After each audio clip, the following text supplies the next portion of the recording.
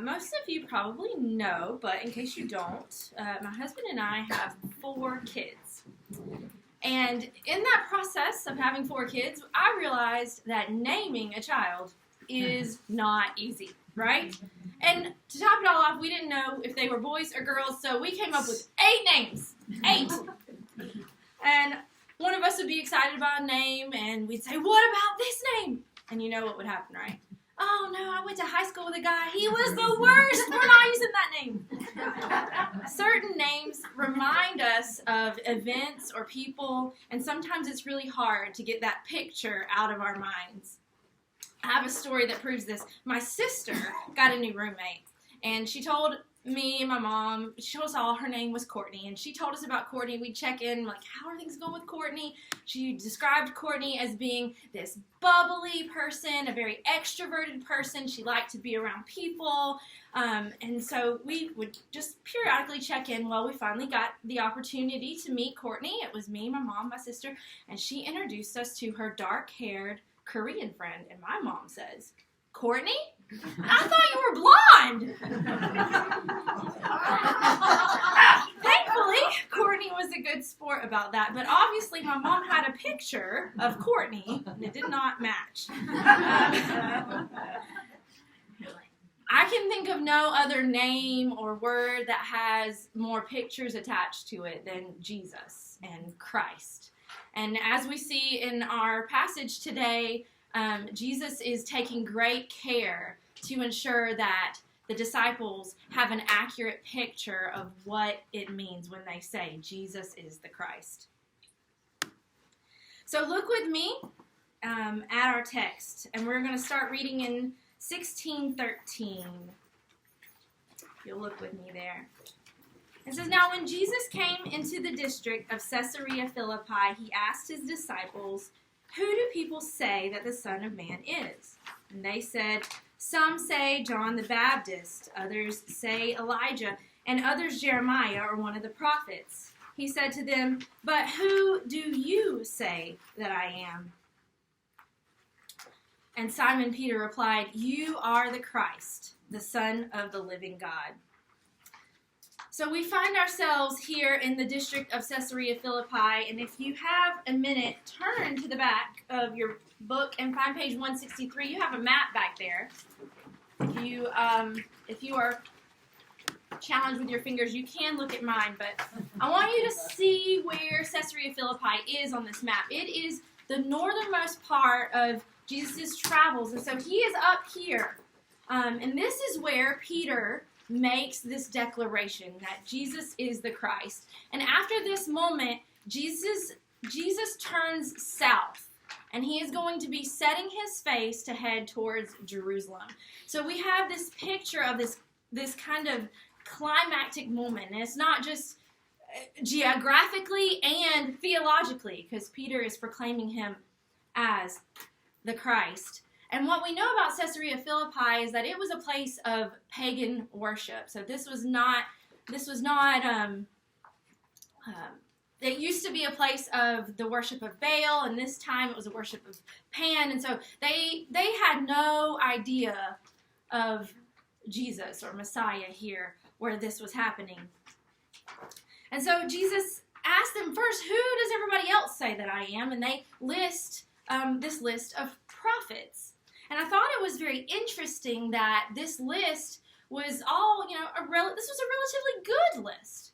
Now, if you remember back in chapter 12, the Pharisees actually were attributing Jesus' work towards Satan, and it actually said that they were conspiring to destroy him. So this list didn't really include outright rejection. It included these people who were seeing him as some kind of figure, a good figure perhaps, but it was woefully lacking. And we're going to jump straight down to your first principle, which says approval of Jesus is not enough. Approval of Jesus is not enough. So let's unpack that a little bit. In your homework, you looked at that word but. They drew attention to that word but. And that word is used to make a contrast. And so realize that Jesus is contrasting Peter's confession not with rejection, but with kind of a favorable answer. There is a strong contrast here between just a good guy and the God guy. We can't only call Jesus a prophet or a good teacher. I mean, how could he be a good teacher if he's repeatedly saying, I am he, I am God, I am the Christ? He would be a liar, right? Some of you may be familiar with what we call C.S. Lewis's trilemma, and he gives us kind of an interesting way to think about this, and he says that there's really only three options. If you say that Jesus was a historical figure, you can really only say that he was either a liar, a lunatic, or Lord. He was either a liar, a lunatic, or Lord. He was either lying, straight up lying about who he said he was. And if he was, we can't say, oh, he's a good guy, we should listen to him because he's a liar, right? We don't listen to liars. But if he wasn't lying, then he was crazy. And if he wasn't either one of those things, then he had to be telling the truth. He was Lord. You know, we see this all around us. I mean, I think especially where we live. As I've talked with people in my neighborhood, I don't normally get an outright rejection. I don't usually hear people say, like, Jesus didn't even exist, or there's no way that's true. You hear favorable responses. It's something we've been talking with my kids about because they'll hear us talk to our neighbor and they'll be like, they believe in God! And we're like, well, you know. So a favorable and an approval of Jesus is not enough. We must say that he is Christ as revealed in the scriptures. So Matthew has not hesitated to use this term Christ, right? He used it verse 1 of his book. He knew who Jesus was, but this is the very first time these words have been uttered out of a person's mouth. And if you remember, this term Christ is also Messiah in the Hebrew. So if I say one or the other, we're talking about the same term here. And there would have been so many thoughts about what that meant. And we have talked about this in here, that there was an expectation in the first century for a liberation of Israel from its political enemies, namely Rome. So that was very closely tied when a Jewish person would hear this title. And Peter also confesses that he is the Son of the living God. Now, the living God is a phrase we hear in the Old Testament, but man, what a contrast to the dead idols that were around them in that area. And Peter, he says something about Jesus, and Jesus is now going to say something about Peter. And here's what he says in verse 17. And Jesus answered him, "Blessed are you, Simon Bar-Jonah, for flesh and blood has not revealed this to you, but my Father who is in heaven. And I tell you, you are Peter, and on this rock I will build my church, and the gates of hell shall not prevail against it. I will give you the keys of the kingdom of heaven, and whatever you bind on earth shall be bound in heaven, and whatever you loose on earth shall be loosed in heaven." Then he strictly charged the disciples to tell no one. So Jesus is quick to remind Peter that this isn't just a human intuition. This is a work of God for him to say that Jesus is the Christ. On your sheet, you have two references there, and it should be 1 John 4:2 and 1 Corinthians 12:3. And they say that Jesus, every spirit that acknowledges that Jesus has come in the flesh is from God. That's 1 John. And 1 Corinthians says, no one can say Jesus is Lord except in the Holy Spirit. This is a work of God. And then Jesus uses Peter's name here, and he uses his name to make kind of a play on words, and it would have been unmistakable in the original language. It would have read something like, "You are rock, and on this rock I will build my church." You see, Peter declared Jesus' significance as Christ, and Jesus in return is going to use rock to declare Peter's significance. Jesus gave this name earlier to Peter. This wasn't when Peter got this name. He's already had it. And I just thought how awesome that Jesus knew this moment would come, that he would define Peter and use this word to talk about his church. It's important for us to realize that rock was not used to describe the stability of his person, right? We're about to see him rebuked a couple times. We're going to see him deny Jesus. We're going to see, even after the Spirit comes in Galatians, we're going to see him corrected by Paul. So it's not that his person is just super stable, but it's the stability of his confession. And Jesus says that Peter, by virtue of his confession, is the rock, but he wants us to know that he is the builder. He says, I will build my church. This is the first use of the word church, ecclesia. You may have heard that before. The assembly, the called out ones. This is the first use, and really only here and in Matthew 18 are the only places in the Synoptic Gospels that we see him use that word. But Jesus wants us to know that he is the architect. Now, if I had some skill, which I don't in this particular area, and I was able to take some rocks and stack them one on top of another, and it seemed almost impossible for them to stand, I mean, you wouldn't walk up to each individual rock and think how amazing they were. You would look to the architect. You would look to the person who built it. That's where the skill lies. And Peter later says that we are like living stones. 1 Peter 2:5 says, you, like living stones, are being built into a spiritual house. Jesus builds with those who confess. And if Jesus builds it, it cannot be destroyed. He says that the gates of hell will not prevail. In those days, the gates show the power of the city, right? And hell would literally mean death. So the power of death would not prevail against the church. We know that it would not prevail against Jesus, looking forward to his resurrection. But also, we can see through history that it has not prevailed against his church. Persecution, oppression, imprisonment, being beaten, beheaded, or burned, none of those things have extinguished his church.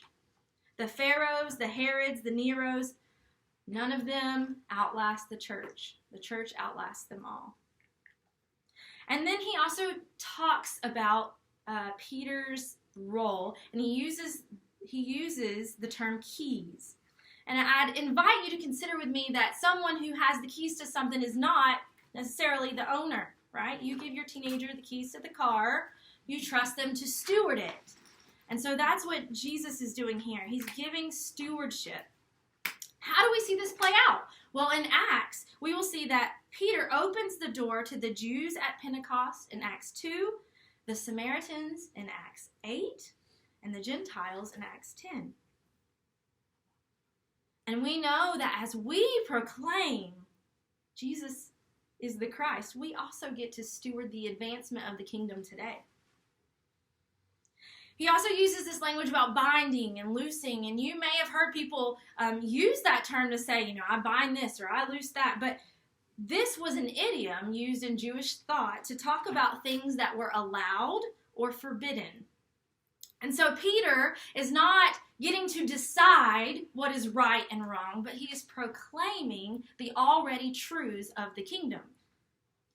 We'll see this phrase used again in Matthew 18:18, and specifically in the context of church discipline. So that's important to remember. Peter is the spokesperson for the disciples, and we see Scripture describing the apostles and their unique role in getting this whole thing started. In Ephesians 2 and Revelation 21, it describes the apostles as a foundation. The last little part of this section, Jesus says, tell no one. And we've kind of talked a little bit about this secrecy mandate that we've seen throughout the book of Matthew. And we wonder, why does Jesus keep saying this? It just seems like, why would it be a secret? Peter's finally got the right answer. Why shouldn't they share it? I want to remind you that the expectations of Messiah, remember, they they were often very political in nature. So I was thinking about this, and I thought, what if you and I were going to go teach over in the preschool department, and we were teaching about the ark, right, and Noah, and the promise that God made to Noah after the ark. And I said, wouldn't it be fun if we got all the kids and we, got some rainbow flags to celebrate the promise and walk down the street? What would you say? Bad idea, Megan. Are you under a rock or what? And this is kind of like if they just started saying, this is the Messiah, they would, in fact, be saying something that they didn't mean. I love that Jesus was in tune to the political climate of his day, and he knew the timing that needed to play out. Jesus knew the politics around him, and he knew the perfect time to reveal himself, and he navigates this wisely. And and it was so comforting to me to think that nothing political will stop God's plan. That's true today, too. So after Peter says that he is the Christ, Jesus then gives us the first passion prediction. So this is the first time that he is explicitly going to say what is going to happen.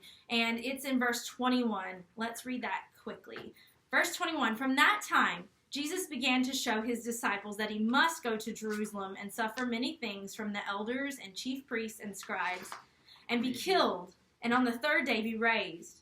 And Peter took him aside and began to rebuke him, saying, far be it from you, Lord. This shall never happen to you.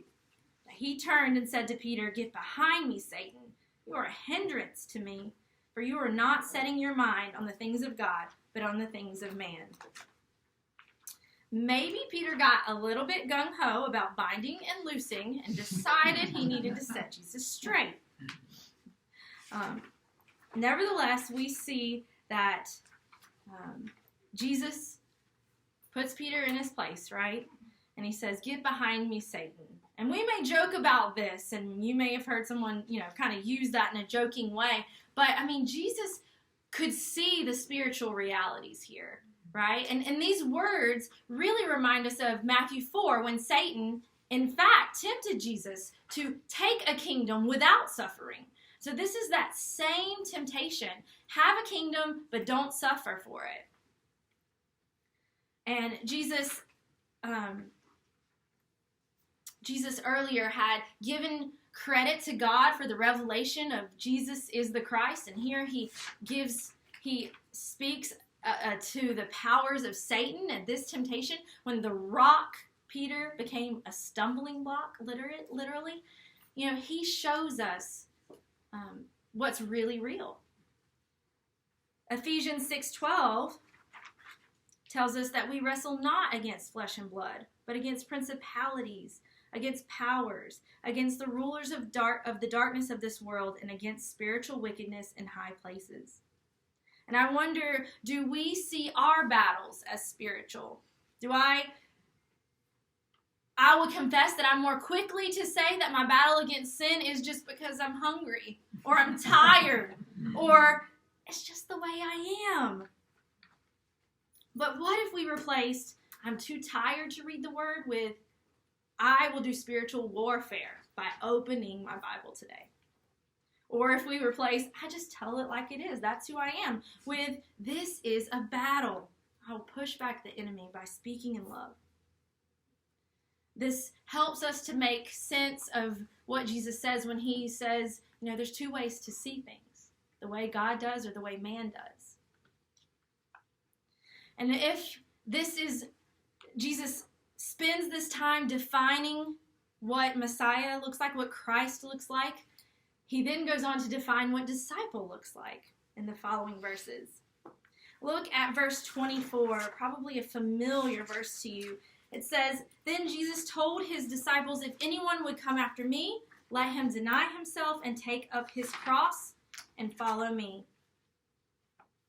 You've probably heard someone say, this asthma or this backache or this temper, this is my cross to bear. But we have to understand what the people who originally heard this, what they would have thought of when he said cross. A man carrying a cross was a dead man walking. Jesus was not just talking about a nagging issue that we kind of put up with, but dying to ourselves. I'd like for you to consider with me 4 realities of the cross that might help us even understand this better. And the first one is opposition. Death by cross was reserved for those who were in opposition to Rome. Opposition. The second is shame. It was a shameful thing. They were naked, ridiculed. They were humiliated.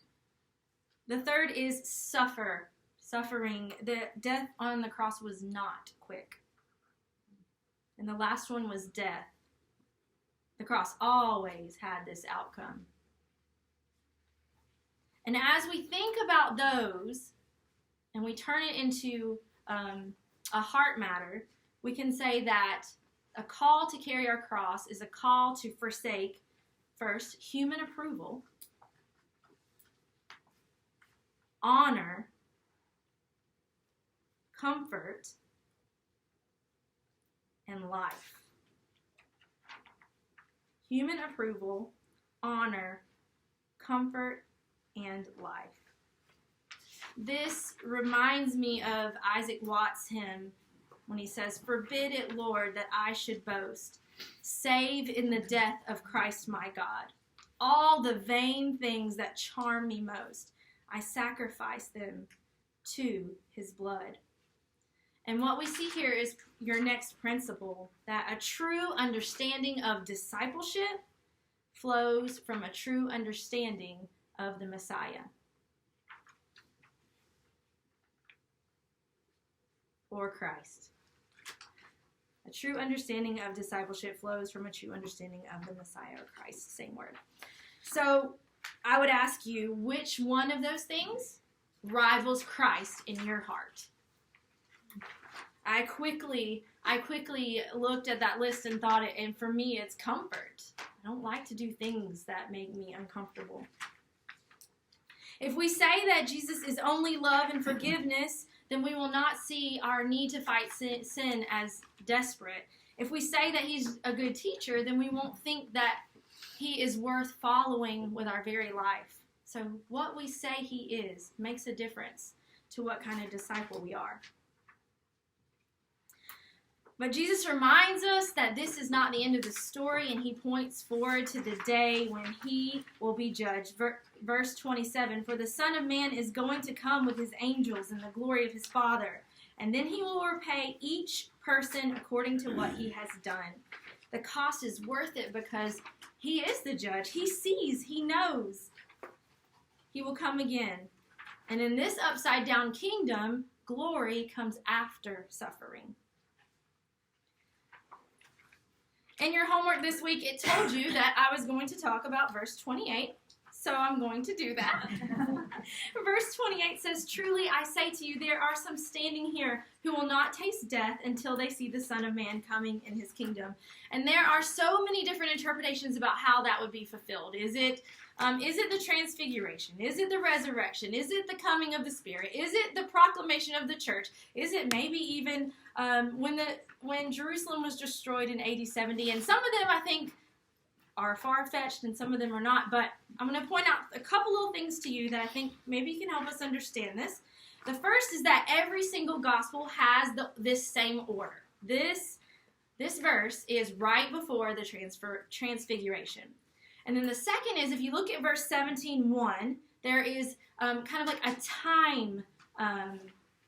time link here. It says, "and after 6 days." So we don't see this all the time in the Gospels. But when we do see that they talk about "and after 6 days" or "and after a week" and 3 days later, usually there is a connection trying to be drawn between those two events.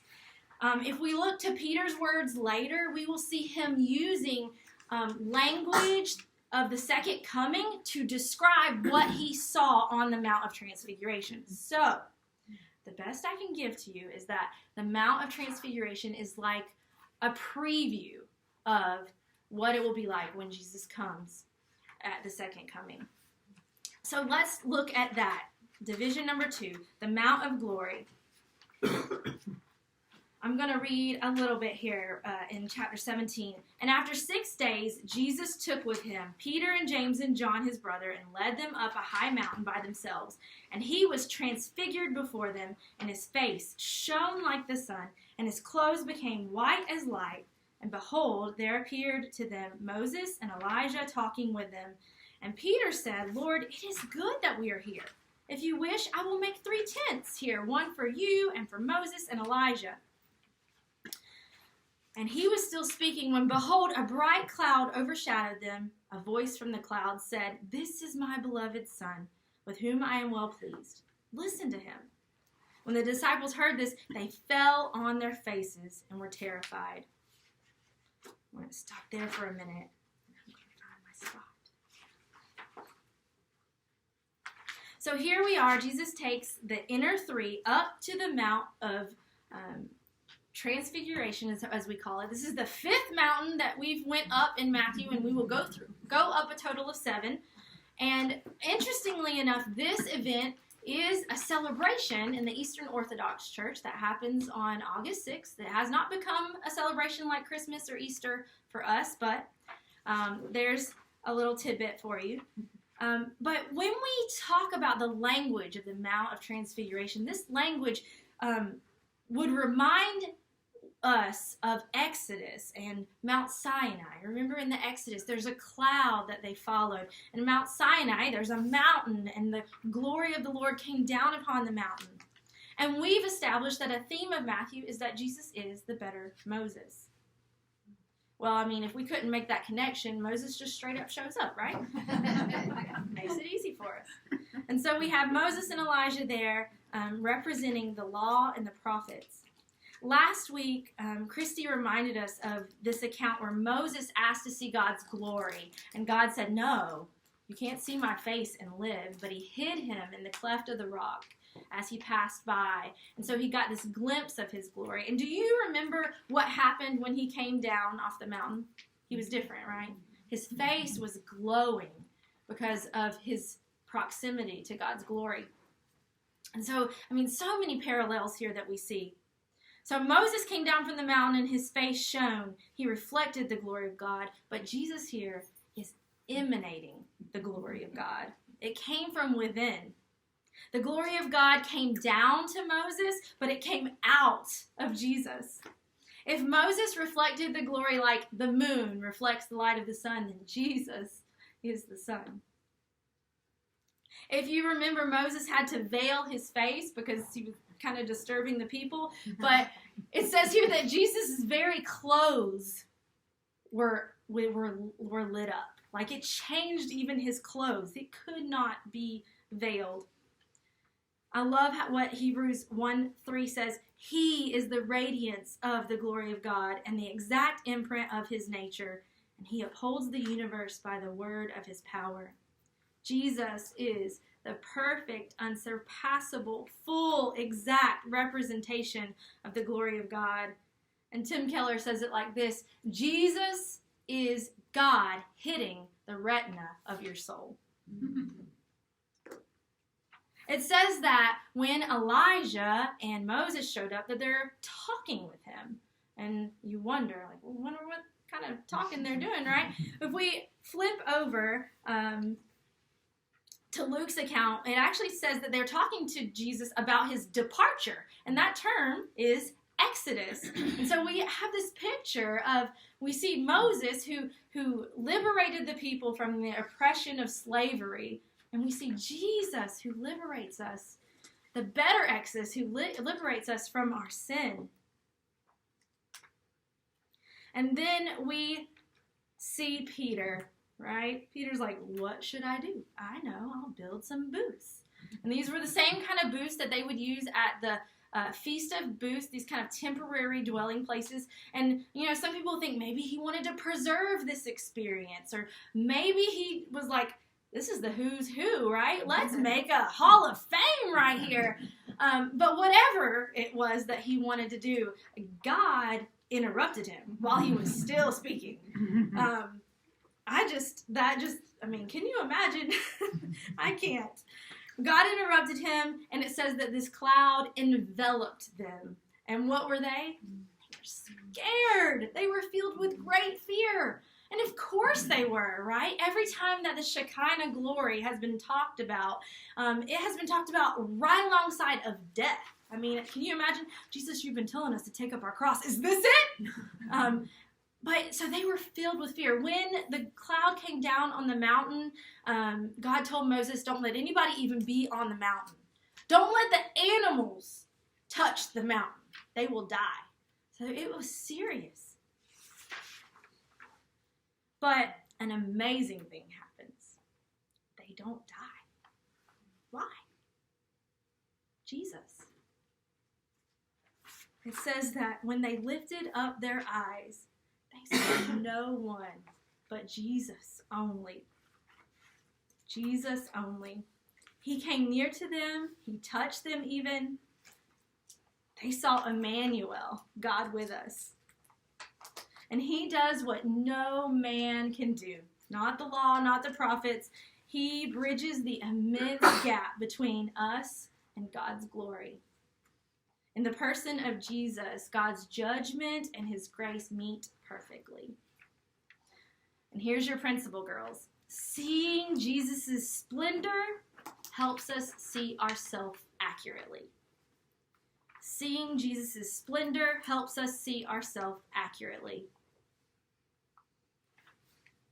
I mean, we don't go to the Grand Canyon to improve our self-esteem, right? We don't look at Jesus and see his splendor and remain unchanged. And we don't hoard it for ourselves. So how do we do that? I mean, we behold him in the Word. We behold him in community. And we behold him in worship. And as we see him, we see ourselves more accurately. And then the time comes to come down the mountain.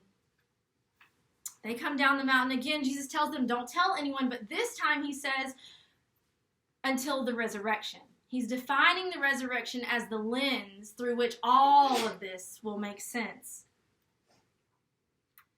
And so they come down the mountain to the valley of suffering.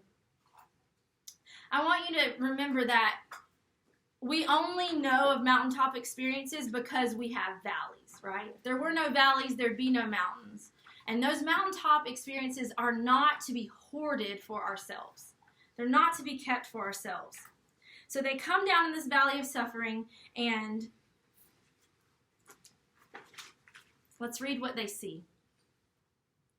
In verse 14, chapter 17, verse 14, and when they came to the crowd, a man came up to him, and kneeling before him said, Lord, have mercy on my son, for he has seizures, and he suffers terribly. For often he falls into the fire, and often into the water, and I brought him to your disciples, and they could not heal him. And Jesus answered, O faithless and twisted generation, how long am I to be with you? How long am I to bear with you? Bring him here to me. And Jesus rebuked the demon, and it came out of him, and the boy was healed instantly. The disciples came to Jesus privately, and they said, Why could we not cast it out? And he said to them, Because of your little faith. For truly I say to you, if you have faith like a grain of a mustard seed, you will say to this mountain, Move from here to there, and it will move, and nothing will be impossible for you. This is one of my just favorite accounts. And it probably has something to do with like how, those ones that kind of hit close to home, right? We have two of our boys have had childhood seizures, and I should add that they're fine. They're harmless. But I have held one of my boys through about 30 seizures between the two of them. And so this one just like grips my heart to think of this child who has suffered with seizures. And even more than that, a demon that cast him into the fire, that cast him into the water.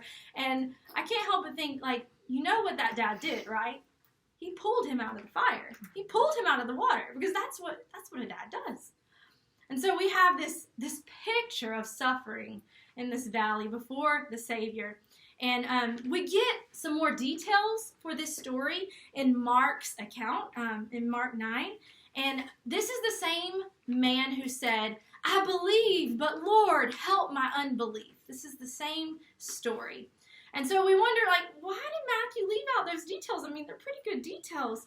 But Matthew's focus here is on the disciples and their limited understanding, their faith, and their inability to do this. And so that's where he wants us to focus our attention. And so, what is Jesus talking about? I mean, he says faithless, then he says little faith, and then he says faith like a mustard seed can move a mountain. And Jesus has already told us that the kingdom of heaven is like a mustard seed, which is the smallest of all seeds. So it's not like he's saying, if your faith were big, you could move mountains. He's saying, if your faith were just the smallest little seed, it can move a mountain. So what we can say is it's not an issue of amount. And perhaps it's an issue of object. Again, I'm going to reference Mark's account here. It actually says that when they came down to the valley, they found the disciples arguing with the scribes. Okay, so imagine this. Jesus is on the mount with 3 disciples. So there's 9 here in the valley. Okay, and they are presented with this opportunity to do ministry, and they can't do it. I wonder if they were busy thinking about what they didn't get to do. You know, Jesus took these 3. They are up the mountain. We're down here. And when Jesus was out of sight, they just began to argue.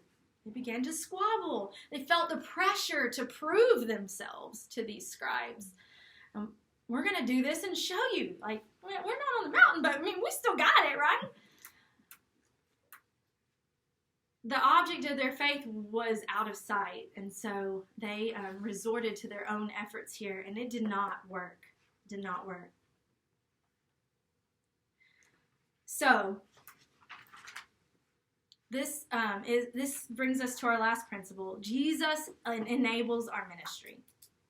Jesus enables our ministry. Mark's account also tells us that Jesus says this type of demon can't be removed by anything but prayer. So obviously they weren't praying. They weren't keeping their eyes on Jesus as the person who enables their ministry. And this one really hit home for me this week.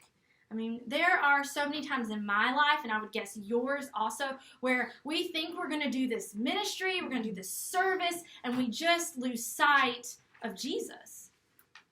I feel like maybe we feel like we have to prove ourselves to someone. For example, I worry that my neighbors who are not believers hear my kids fight and think, oh, are they really Christians? Yeah, they don't have it all together. Or I worry that when I give a lecture that I just muddy things up and everybody goes away more confused. Or I worry that I don't have the right things to say to my friend who goes through a miscarriage, so I just kind of pull away from her. But it is not our abilities that people need to believe in. It is Jesus. So I would ask you to pray with me that anytime we go about service with a motive like this, that we would just ask that God would let it fall flat, because it's not about us. The very last section, Jesus again tells of his coming death and resurrection. He, for the first time, says he will be betrayed. But our passage ended with this sentence. It says, and they were greatly distressed. So after this time of hearing what was going to happen, instead of saying, that's not it, they were distressed. And I would say that this is because they're beginning to wrestle with this as being the truth, with this as being what is going to happen. The picture of Christ is becoming a little more clear. And you remember my mom and her picture of Courtney? That was not right. Because if we had just looked her up on Facebook, Mom, she would have saved herself some embarrassment. We have been given such a privilege to have an absolutely clear picture of the Christ, and it's in his word. May we study it. May we know it. May we behold his splendor even more. Let's pray. Father, we know that none of us in this room says that Jesus is the Christ apart from your work. And God, I've really wrestled with this week just knowing that human words cannot make you appear more glorious. So God, even even as we talk about these things, God, I pray that we would just clutch the revelation you've given us in your word. I ask that you would just help us to not be satisfied with our current understanding, and we would just be so hungry to know Jesus more. Help us to understand the ways of your kingdom. Taking up our cross, God, is so hard. It's so hard to understand, and obviously even harder to live out. And so I pray that you would just empower us to do that. In Jesus' name I pray. Amen. Amen.